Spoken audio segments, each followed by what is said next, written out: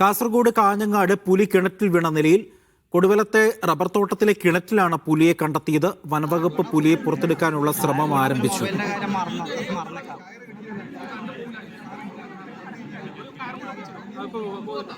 ഷഫീഖ് നസ്രുള്ളയുണ്ട് വിവരങ്ങൾ നൽകാനായി. ഷഫീഖ്, ഈ കാഞ്ഞങ്ങാട് മേഖലയിൽ എങ്ങനെയാണ് ഈ പുലി എത്തിയത്? വനവകുപ്പ് ഇപ്പോൾ പുലിയെ പുറത്തെത്തിക്കാനുള്ള ശ്രമങ്ങൾ ആരംഭിച്ചിട്ടുണ്ടോ?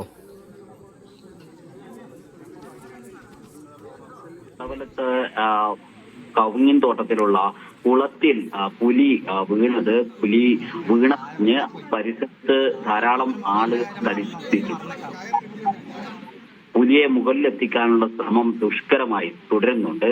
കൊടവലം ദേവി ക്ലബിന് സമീപത്തെ മധുവിന്റെ പറമ്പിലെ കുളത്തിലാണ് ഇങ്ങനെ പുലി അകപ്പെട്ടിട്ടുള്ളത്. ഇന്ന് വൈകുന്നേരത്തോടു കൂടിയാണ് ഇങ്ങനെ പുലി കുളത്തിൽ വീണ വിവരം നാട്ടുകാർ അറിയുന്നത്. ഉടൻ തന്നെ വനം വകുപ്പ് ഉദ്യോഗസ്ഥരെ വിവരം അറിയിച്ചിരുന്നു. അമ്പലത്തറ പോലീസും സ്ഥലത്തെത്തിയിട്ടുണ്ട്.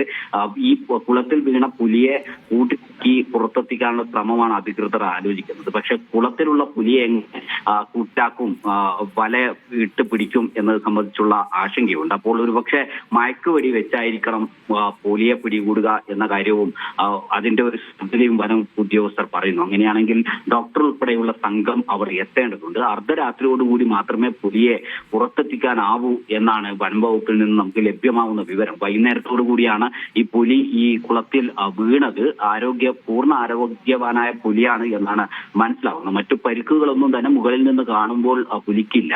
അങ്ങനെയാണെങ്കിൽ പുലിയെ ഈ വലിയ ഒരു ജനക്കൂട്ടം, പ്രത്യേകിച്ചും ഞായറാഴ്ച ആയതുകൊണ്ടും അവധി ദിവസമായതുകൊണ്ടും ഇങ്ങനെ പുലി കുളത്തിൽ വീണു എന്ന വിവരം അറിഞ്ഞ് നാട്ടുകാർ ധാരാളമായി ആ ഭാഗത്ത് തടിച്ചുകൂടിയിട്ടുണ്ട്. ഇതും രക്ഷാപ്രവർത്തനത്തെ സാരമായി ബാധിക്കുന്നു. അങ്ങനെയാണെങ്കിൽ അർദ്ധരാത്രിയോടുകൂടി മാത്രമേ ഈ പുലിയെ ഈ വലയിൽ മുകളിലെത്തിക്കാനുള്ള ഒരു ശ്രമം നടത്താൻ കഴിയൂ. അതിൽ മയക്കുവെടി വെച്ച് പിടികൂടുന്നതിനെ കുറിച്ചുള്ള ഒരു ആലോചനയും വനം വകുപ്പ് നടത്തുന്നുണ്ട്. മുഴുവൻ സംവിധാനവും അവിടെ തയ്യാറാക്കി കഴിഞ്ഞു. അർദ്ധരാത്രിയോടുകൂടിയായിരിക്കും ഒരുപക്ഷെ ഈ കുളത്തിൽ നിന്ന് ഈ പുലിയെ പുറത്തെത്തിച്ച് അവിടുന്ന് സുരക്ഷിതമായ കേന്ദ്രത്തിലേക്ക് മാറ്റുക.